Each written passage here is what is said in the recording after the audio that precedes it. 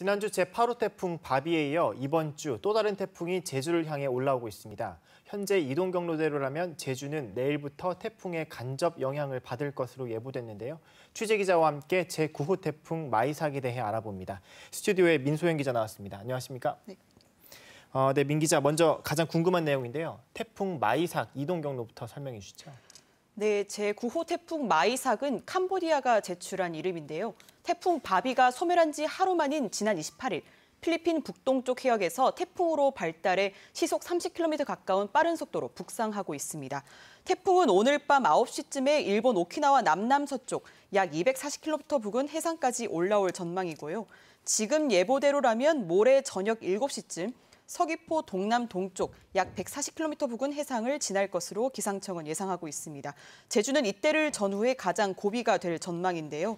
이후 태풍은 남해안으로 북상한 뒤 한반도를 관통해 빠져나갈 것으로 기상청은 내다보고 있습니다. 지난번 태풍 바비가 제주의 왼쪽을 지나며 제주가 태풍의 오른쪽 반원에 들었던 것과는 달리 이번 태풍은 제주의 오른쪽을 통과할 것으로 예상됩니다. 현재 중심 기압은 950헥토파스칼, 중심 풍속은 초속 43m로 점차 세력을 키워서 내일 오후부터 모레 새벽 사이, 오늘 밤 사이에 매우 강한 태풍으로 발달할 것으로 보입니다. 그렇군요. 지금 아까 나왔던 그래픽을 통해서 보니까 올해 이 태풍 마이삭이 올해 처음 한반도를 관통할 태풍으로도 보이는데 태풍 바비, 지난주 태풍 바비에 이어서 이번에도 좀 큰 피해가 우려된다면서요? 네, 제9호 태풍 마이삭 역시 앞선 태풍들처럼 태풍이 발달하기 좋은 환경인 고수온 해역을 지나고 있는데요. 현재까지는 발달 속도가 다소 덜렸습니다만 중국 남부 내륙 쪽으로 건조한 공기가 빠져나가면서 발달 속도가 좀 더 빨라질 것으로 예측이 됩니다. 우선 제주는 태풍 전면에서 만들어진 수렴대의 영향으로 내일부터 비가 예보돼 있습니다. 북쪽의 한기와 남쪽에서 태풍이 몰고 오는 난기가 만나서 강수 전선을 만드는 건데요. 지형적인 영향을 받는 산지와 동부를 중심으로 내일 아침부터 낮 사이에 비가 시작되고 늦은 오후부터는 전 지역으로 비가 확대되겠습니다. 태풍의 직접 영향권에 드는 모레 낮부터 3일 새벽 사이에는 매우 강하고 많은 비가 올 것으로 예상합니다. 태풍의 영향으로 모레부터 글피 오전까지 제주 지역에 100에서 300mm, 산지 등 많은 곳은 400mm 이상 비가 내리겠다고 기상청은 예보했습니다. 그렇군요. 지금 태풍의 위력을 아무리 설명하더라도 역대 태풍 사례와 좀 비교해보면 이해가 더 쉬울 것 같은데요. 이번 태풍 마이삭이 과거 한반도에 영향을 줬던 어떤 태풍과 유사한가요?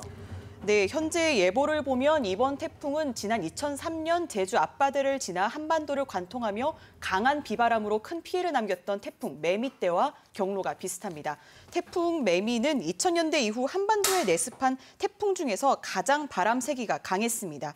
당시 제주에선 순간 최대 풍속이 초속 60m가 관측이 됐는데 시속으로 계산을 하면 216km에 달하는 엄청난 강풍이었습니다. 그렇군요. 이때 매미가 몰고 온 비바람으로 제주에선 2명이 숨지기도 했었는데요. 당시 역대 4위에 달하는 481억 원 상당의 재산 피해가 발생했습니다. 국가태풍센터는 이번 태풍 마이삭은 매미 때와 중심 기압은 거의 비슷할 것으로 내다보고 있는데요. 순간 최대 풍속이 초속 30에서 50m에 달할 것으로 예상돼 비닐하우스나 농작물, 건설 현장 등에서의 시설물 피해가 우려됩니다.